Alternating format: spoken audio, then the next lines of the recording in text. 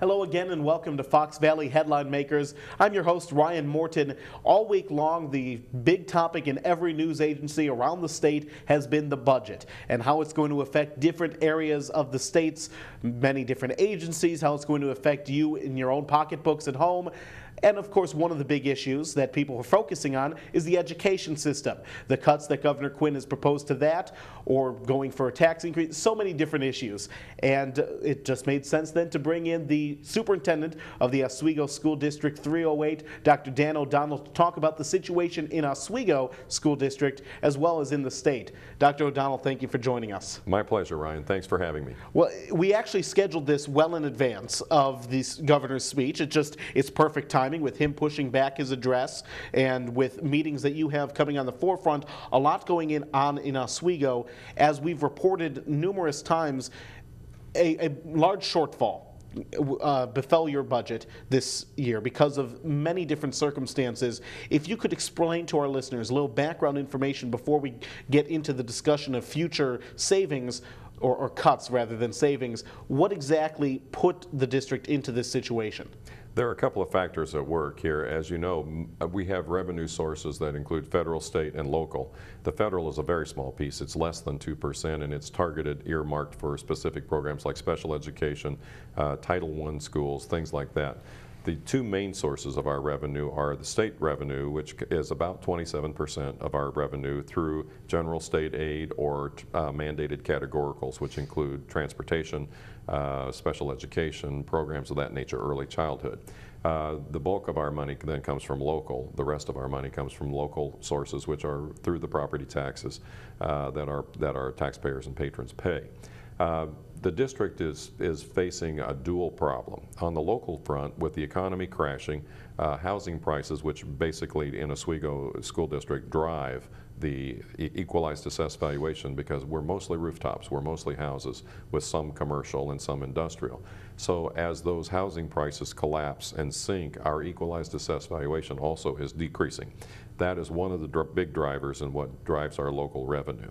The board has, in the past 5 years, committed to holding their levy at a 506 level, which means that they would not raise the levy. We're a tax cap district, and normally in a situation like that, your levy would rise so that you produce an equal amount of tax for that same evaluation.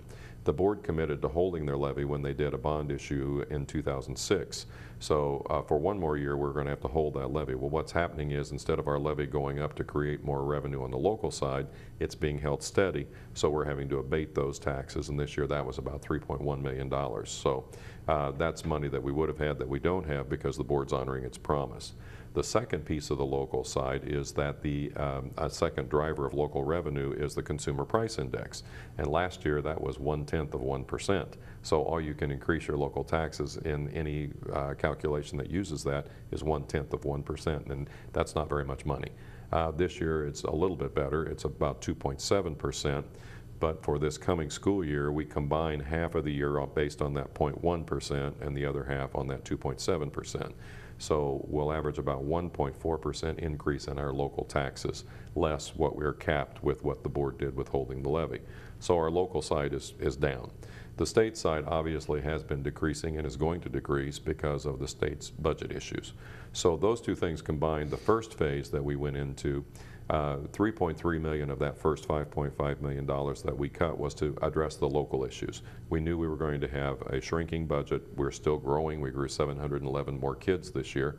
Obviously, you have to have more teachers, so your cost goes up as you have more kids. So we knew there was going to be a shortfall there. So $3.3 million of that first 5.5 was to cover the local portion of that.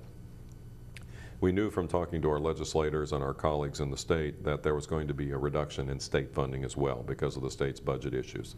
So we moved back to the 2008 level of general state aid, which was a $160 reduction per child, less than what we got this year from state aid. We thought that would give us a good starting point.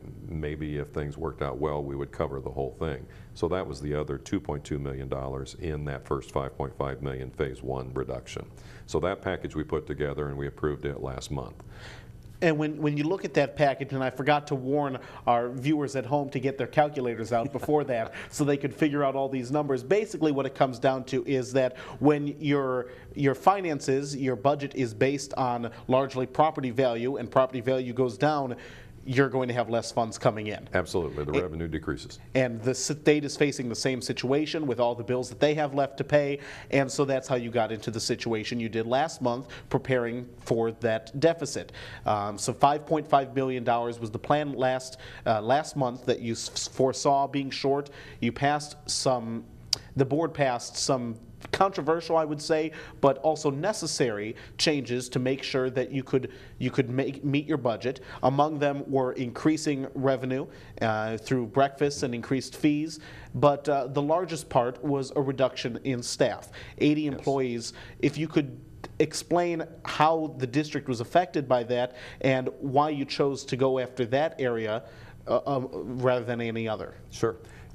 All of our employees are valued employees. We don't want to lose a single employee because the primary goal of what we do is providing a world-class education for every student. That requires a team effort on everybody's part, from the family through all of our staff, through the patrons in the community, to our business community. When you have to reduce staff, you really hurt that program no matter where you reduce it in one form or another. The problem that we have in education is we're a people business, and 83% of our cost are our salary and benefit cost. So to make a significant reduction in our budget, and our ed fund budget's about $105 million prior to the cut, so it's close to a 5% reduction in our ed fund budget. You're not going to be able to do that unless you get into people. We tried to limit that as much as possible. As you mentioned, we did come up with about 85 personnel reductions that we had to do there. Should things come in better, or should we come, some recovery, obviously those would be some of the first things that we would look to recover. We always hope to bring our people back.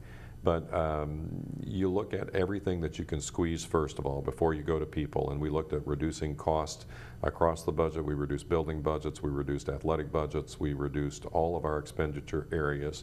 Then we next went to the fees and looked at our fees in comparison to other school districts in the area.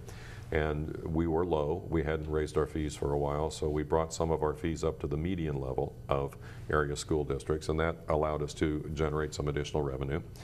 But at the bottom, at the end of the day, as we looked at that, we had to decide, where do we take people out of our system.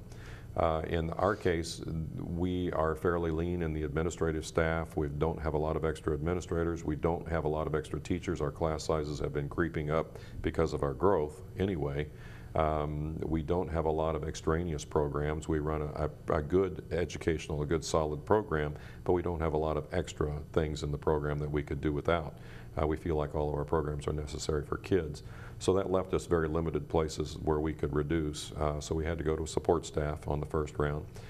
We are not hiring 20 teachers that our model would recommend us for growth. So that's about $1 million of saving, right? It's actually about $1.6 million. And so that will let our class sizes will creep up a little bit. We'll go up a couple of kids per grade level at the elementary, and some of our high school classes, which are already large because of the growth that we have coming into the two high schools, as well as the fact that we're not hiring as many teachers as we probably should to offset the budget deficit. Those classes will creep up. Those main classes like freshman English and history, maybe as high as 36, 37 kids in a classroom now.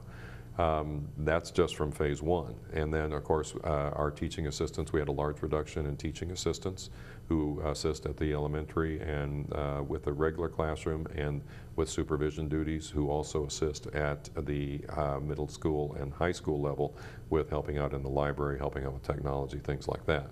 We reduced that force by about a third. And it's just very tough when you get to that situation where you have to decide you're letting people go and they're people who are valuable to your program. It's a very difficult decision for the board.